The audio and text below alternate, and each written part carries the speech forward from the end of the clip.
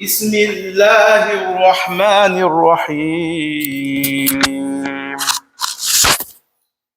لا أقسم بهذا البلد وأنت حل بهذا البلد ووالد وما ولد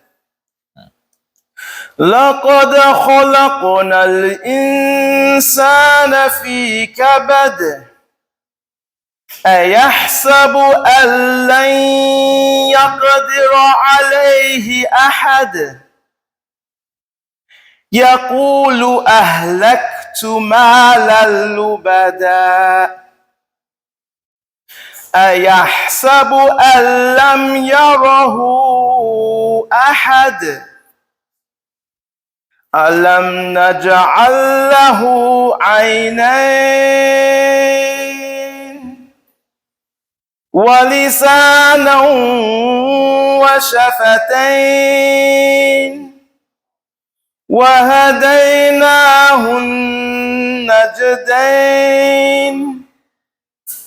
فلاقتحم العقبة وما أدراك ما العقبة فك رقبة أو إطعام في يوم ذي مسغبة يتيما ذا مقربة أو مسكينا ذا متربة ثم كان من الذين آمنوا وتواصوا بالصبر وتواصوا بالمرحمة أولئك أصحاب الميمنة والذين كفروا بآياتنا هم أصحاب المشأمة عليهم نار مؤصدة آمنا بالله وصدق الله العلي العظيم صلوا على محمد وآل محمد محمد وآل We recite in Surah Al-Balad, the 90th chapter of the Holy Quran. Allah says, in the name of Allah, the Compassionate, the Merciful, I swear by this city, you have been made lawful in this city. And I swear by your father and the children he begot. Certainly we have created man to be in stress. Does he think that none has power over him? He may boast, I have squandered wealth in abundance. Does he think that no one observes him? Have we not given him 2 eyes? A tongue to talk and 2 lips? Then we have shown him the 2 highways. Yet he has not attempted to tackle Al-Aqaba, the steep path. And what could make you understand what the steep path is? It is the freeing of a neck from bondage, or the giving of food in a day of famine to an orphan relative, or to a needy in distress. Besides this, he should be of those who believe, enjoin fortitude, encourage kindness and compassion. Such are the people of the right hand. But those who disbelieve in our signs, they are the people of the left hand, having fire all around them. Sadaqallahu al-Azim. Allahumma salli ala Muhammad wa ali Muhammad wa ajil farajahum. My dear brothers and sisters, thank you for joining this program today, in which we're commemorating Al-Imam Husayn, our third Imam, alayhi salatu wasalam, Al-Imam Zain al-Abidin, our fourth Imam, alayhi salam, and Abu Fadl Abbas, alayhi salatu wasalam, the brother of Imam Husayn and the standard bearer in the Battle of Karbala. This is an auspicious night, and I want to thank our beloved Shaykh Faheem for making the time on the short notice to change it from Saturday to today due to the weather. And it's a blessing that he was able to make this event so that he can grace us with his knowledge as we commemorate our beloved Ahlul Bayt alayhi salatu wassalam. I also want to thank all the organizers who helped to make this program successful.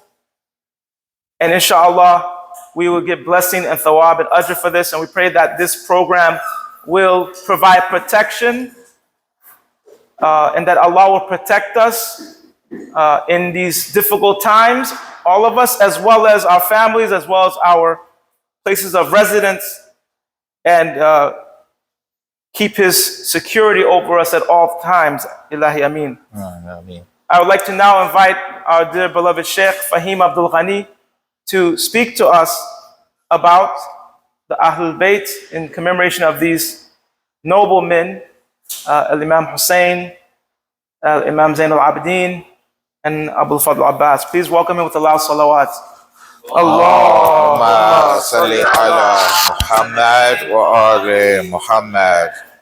A'udhu billahi minash shaitanir rajim. Bismillahir rahmanir rahim. Wa bihi nasta'in. Wa salatu wa salamu ala ashrafil anbiya'i wal mursaleen. Abil Qasim Muhammad wa ala baytihi tayyibin tahirin al ma'sumin. Allahumma salli ala Muhammad wa ali Muhammad. Bismillahir rahmanir rahim. Ya ayyatuha nafsu mutma'inna irji'i ila rabbiki radiyatan mardiyya. O soul which is certain, return to your Lord. He is pleased with you, or it's the feminine, so Arabic. He is pleased with you, and you are pleased with him. We're talking today about the blessed occasion which we have, which is the birthday of Imam Husayn and the birthday of Hazrat Abul Fazl Abbas and also Imam Sajjad. Now,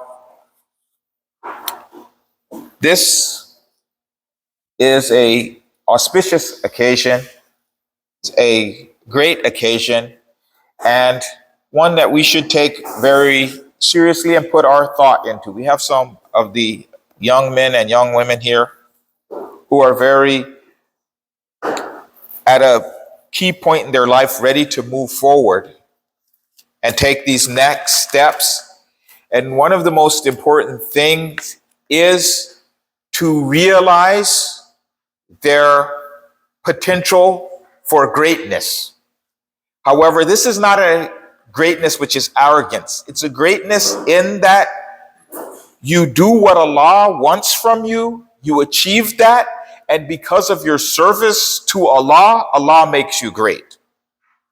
So you don't say that I'm better than this person, I'm better than that person. It's not me making myself great. I do what Allah wants, I become His servant, and then Allah makes me great. One of the important things that we have is we have to be able to defeat, to reach our greatness, to reach our potential. We have to defeat a giant enemy, a huge enemy. An enemy which no matter how long and how hard you try it, it seems to you're never able to beat it. Like we had the example of Hazrat Dawood, right? And he was just a young man, he was a boy, and he fought a giant. The enemy we have to defeat is greater than that giant. Defeated the giant with a stone. So when we're talking about Imam Husayn, there is something which is interesting, which the Prophet said about Imam Husayn, which is Husaynun minni wa ana min Husayn. Husayn is from me and I am from Husayn. So we can understand if the Prophet said Husaynun minni, makes sense. I'm his grandfather and he's my grandson. So you can say minni. I would say the same thing about my son. But how do you mean when you say ana minhu? I'm from him. How is the grandfather from the grandson? We have him saying many similar things about Amir al-Mu'mineen, similar things about Fatima, but we want to look at this aspect. Why is he talking about Imam Husayn this way? I am from him. And I'm going to, of course, fall short in this, and there's going to be people who can have this conversation many, many times. So if I repeat something or I miss something, then inshallah, Allah is the greatest, and Allah will give you a better understanding later. Or someone else will explain later. And we're always growing in this. So we look at what did Imam Husayn do and what did Rasulullah do? Okay? What did the Prophet do? What was it that the Prophet did that was interesting? The Prophet brought back a message. Sometimes we think he brought a message. He brought back a message. He brought back the message of whom? Who was he reviving their message? Prophet Ibrahim. So Prophet Ibrahim came and Prophet Ismail, and they had a message, the message of oneness of God, the message of good behavior, and the people rallied to that, and slowly but surely they lost their way. There were certain symbols of that message that were left, but the message itself was lost. Can anybody think of some of the symbols that were left? So the people were still good to their guests. They still had Hajj. They still understood the idea of keeping, being honest. They had, even in the Arabs of Jahiliyyah, they had some of these good traits from the previous prophets. But it had lost the spirituality. They had become busy with accumulating wealth and accumulating and building up their own nafs. They had started worshiping idols, symbols of religion, and they were worshiping them as if these things were the religion itself. Now, when we look at Rasulullah sallallahu alayhi wa Muhammad wa this symbolism, the worst forms of it, which had no meaning, were destroyed. So the idols, things like that, were destroyed.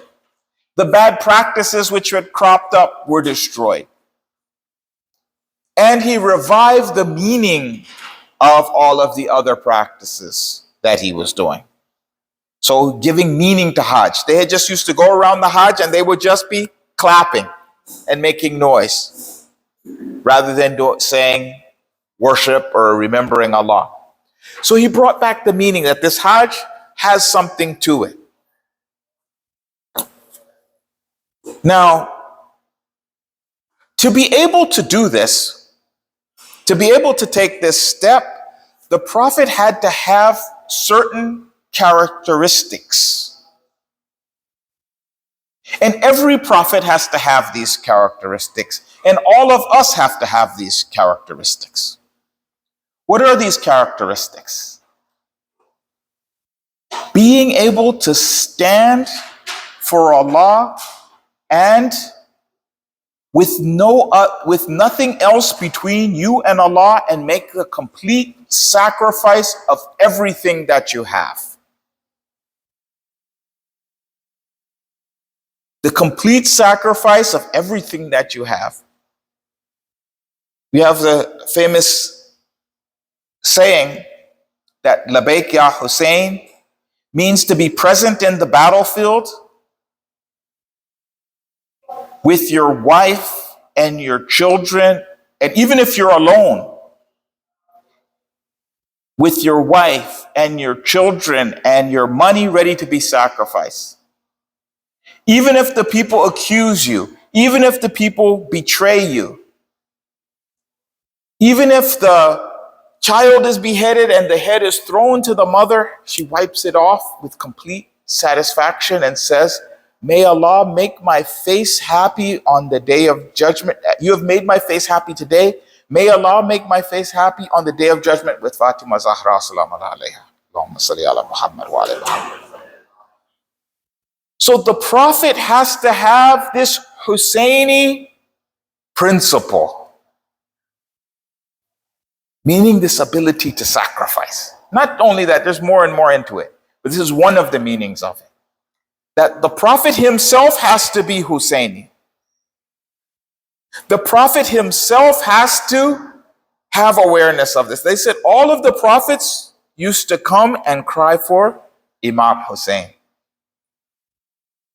Meaning that they all needed to see that perfect sacrifice that had completed this. Because the prophets would do a similitude of it. Meaning they would show that they were willing to do this. You have the example of Hazrat Ibrahim, that they threw him into the fire, meaning he's willing to sacrifice himself.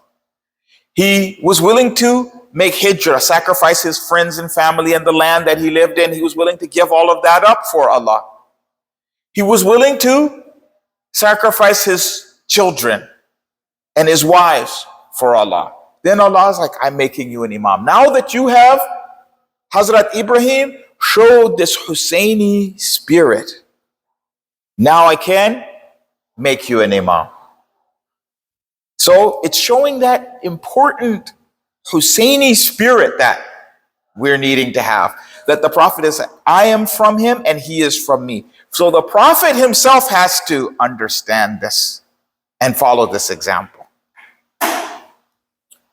Now, we mentioned that you have to sacrifice many things. Wealth, power, this and that and the other. But when we read the verse that, O soul who is certain, return to your Lord, and he is happy with you, and you are happy with him. I remember that we mentioned that there would be a giant that you would have to fight, correct? This is the ego.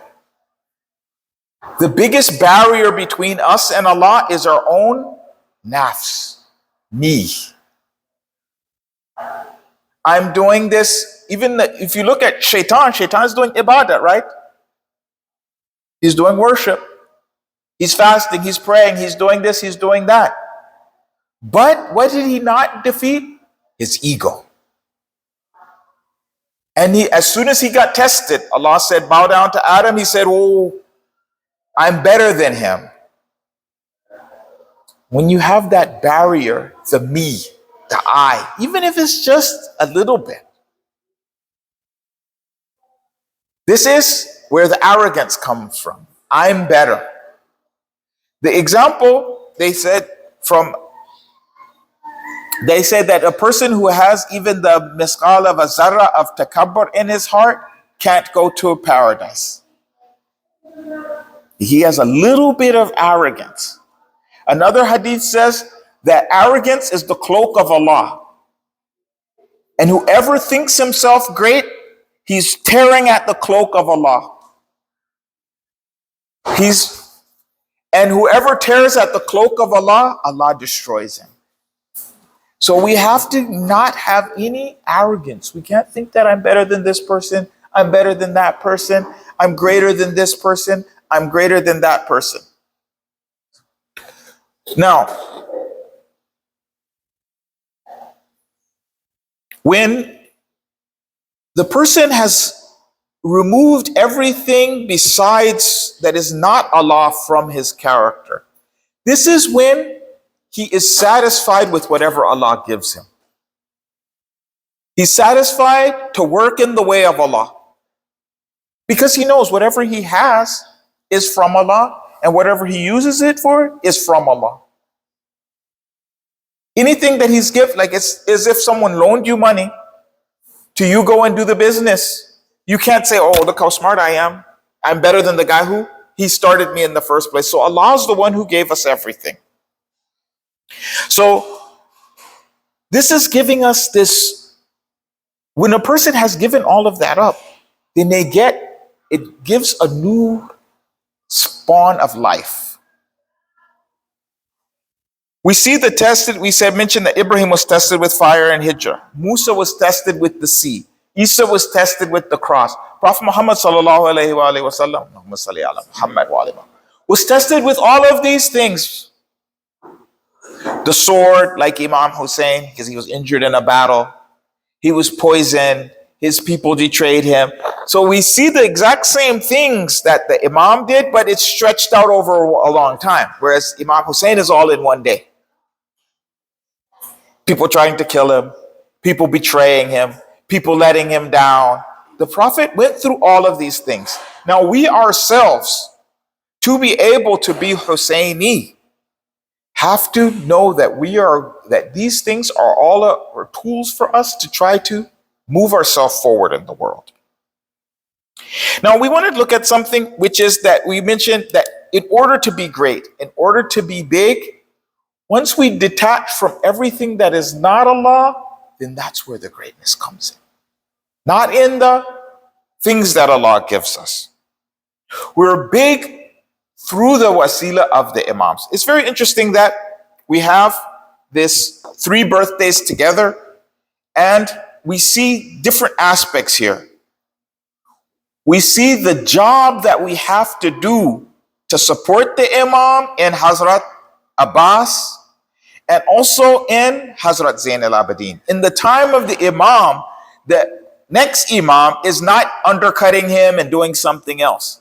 The brother is supporting the Imam with everything that he has.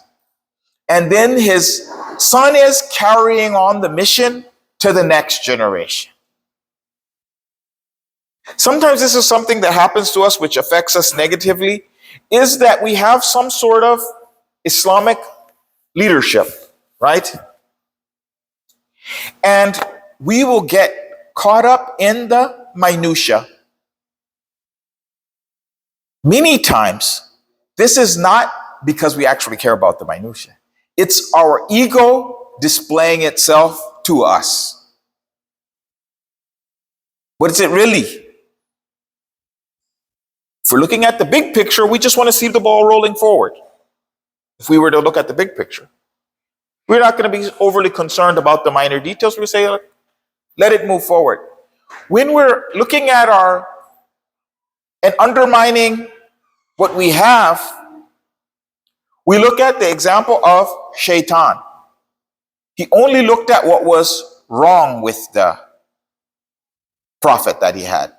So Allah gave him the prophet, gave him Hazrat Adam. He's like, well, why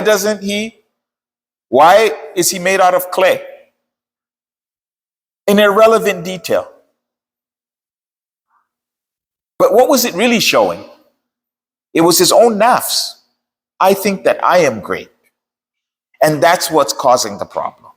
Really, that was it. He could have been made out of something else. He would have had a problem with that. It's not that if he was made out of something else and Shaitan didn't care. So when we're trying to work for Islam, we're pushing Islam because of we're just trying to be servants for Allah. Not that I want to make myself great out of this. We have to, and it's always comes that you always have this jihad in yourself. Looking at yourself. What am I doing right? What am I doing wrong? And making sure that, and trying to constantly self-evaluate. Constantly look at your own flaws and work on yourself to be a better person. And being willing to do this ultimate sacrifice. The ultimate sacrifice is, on the external, it's yourself. But on the internal, it's your nafs. That fir'aun that you have inside. Because that's what we have. That's our issue. Is that all of us have this. If you see these people, as soon as they get to be in power, maybe they were a nice person. When they got the power, somehow they now become evil. They say like power corrupts and complete power corrupts completely. But we also see from some of our ulama who reached these positions of power and did not get corrupted. Why didn't we see Imam Khomeini? He didn't get corrupted. Imam Ayatollah Khamenei, when he got power, he didn't get corrupted. Why didn't the power corrupt him the same way that it affected these other people? A giant country. And also, these people are getting actual, like Hassan Nasrallah, they're getting cheers that the tyrants never used to get. You know, when they come, there's like a football stadium of people all cheering and shouting their name and stuff like that. And usually a human being, you start feeling yourself big. You start feeling yourself proud. Look at all these people. They're cheering for me. You start going to your soul, unless you have already done what? Defeated that monster. And work on keeping him, and we should never think that it gets defeated and it dies. This is, I think, an important lesson. Just think that it's more like a monster that you're keeping in the basement. As long as you keep working, you can kind of keep him down there. But if you decide that, you know what, I've won, it's over, and you walk away, it'll come back. So as long as we keep working on ourselves, being willing to make that sacrifice, and the big sacrifice being our ego, willing to make that sacrifice, then we are able to be Husayni. Bismillah ar-Rahman ar-Rahim.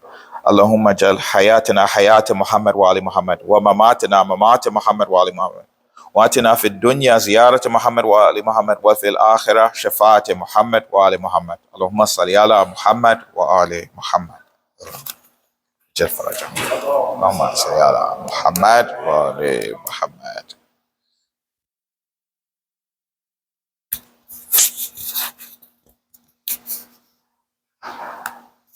Brings you out. Yeah.